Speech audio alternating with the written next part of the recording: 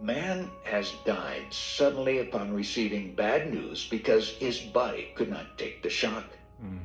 Many a man has died because the body could not take the shock of being deprived of a certain poison, as opium or morphine, which his constant use has forced his body to adapt itself to that stimulant so completely that its use became a physiological necessity in the vital economy of the organism. The same is true of food. Doctors know that it is dangerous to stop any practice too abruptly.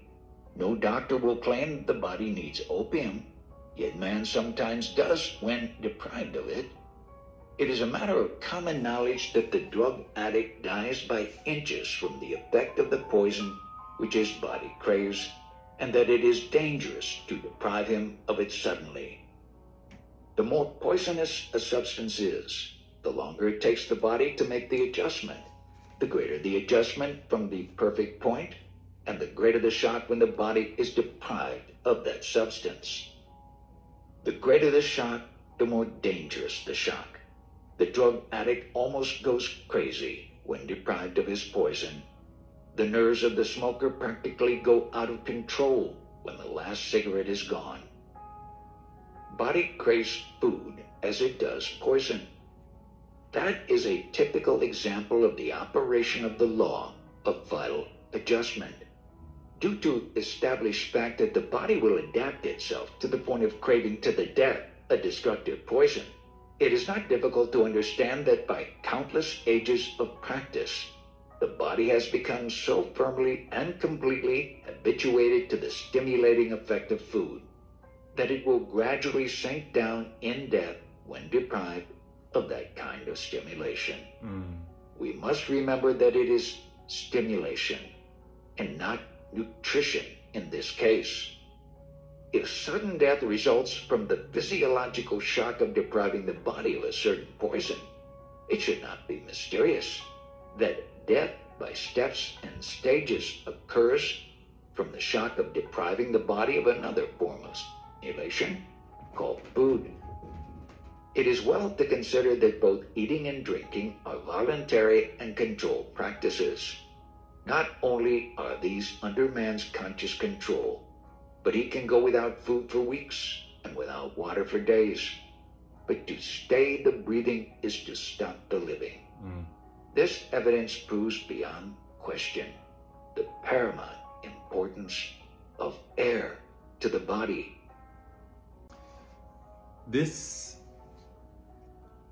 is something that fascinated me years ago when I first did my pranic retreat, my first Breatharian retreat. And I went the longest that I had ever gone without food or water, without any calories of any kind. And it was so explorative for my mind, but it also allowed me to touch something divine.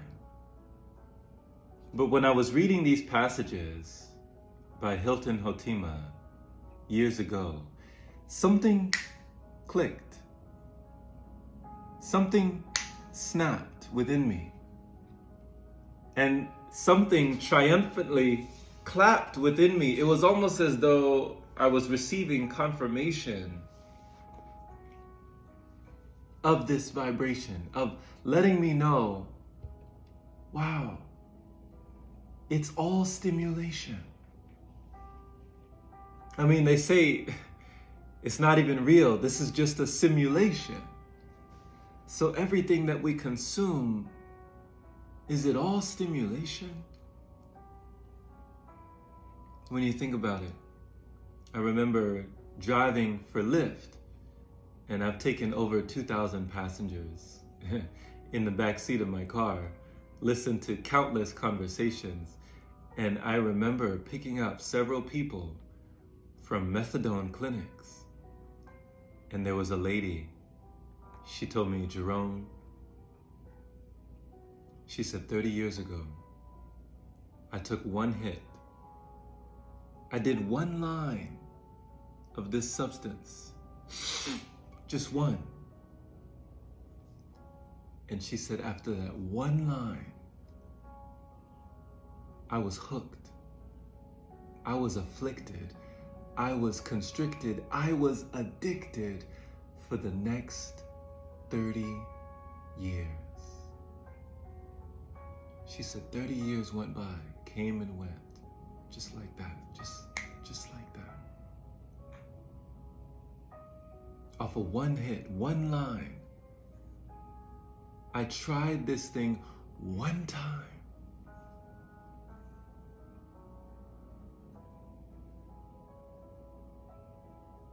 The opiates, the dopamine, how we graduate to higher and higher sensations. We increase our relation. And one vacation can turn to a staycation, because we're constantly seeking the placation of our emotions, our trauma, our feelings, the things we are not revealing, the things we still are not healing in the body, the things that over time have gotten stuck in the body, the things that are deep down in the muck of the body.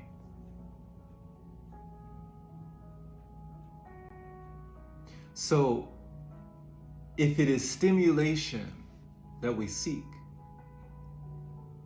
then the body is in shock when it is stimulation that we lack.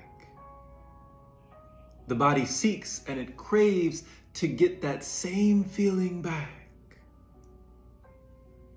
You've ever heard them say, it's never as good as the first time. You ever heard that? It's never as good as the first time.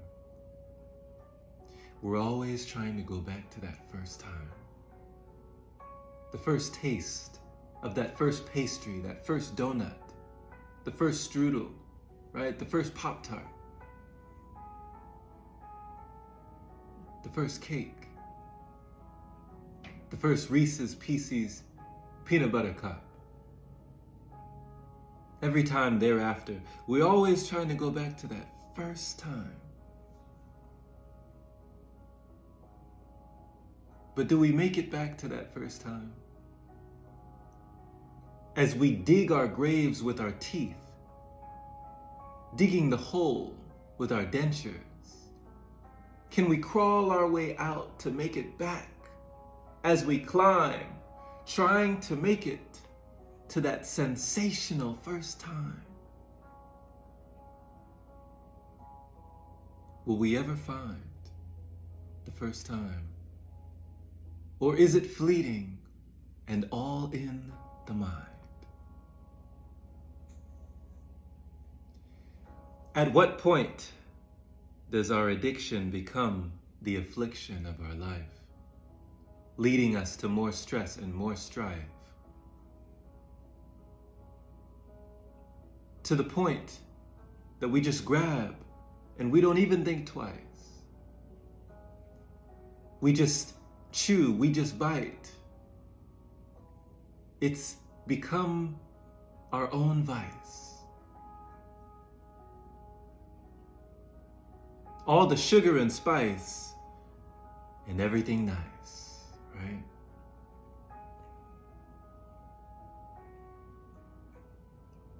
These are the questions. These are the lessons. So we can understand, as we find more progression, that we can have compassion. Food has become the latest fashion, the latest trend that knows no end.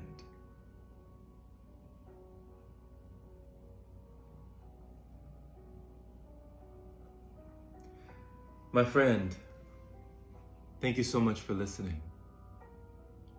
Share this with someone who needs to hear it. Keep the grateful, thankful spirit And I pray the rest of your life will be the best of your life. If you enjoy these talks and you enjoy this content and want to dive even deeper to content with chronic living, breatharianism, things that we do not post here on this channel, check out the website that we have for you at patreon.com/chronicpath with multiple audios, videos, and even books for your auditory, your visual, and listening pleasure. It is always a treasure. Take care. We'll see you soon. Stay in tune.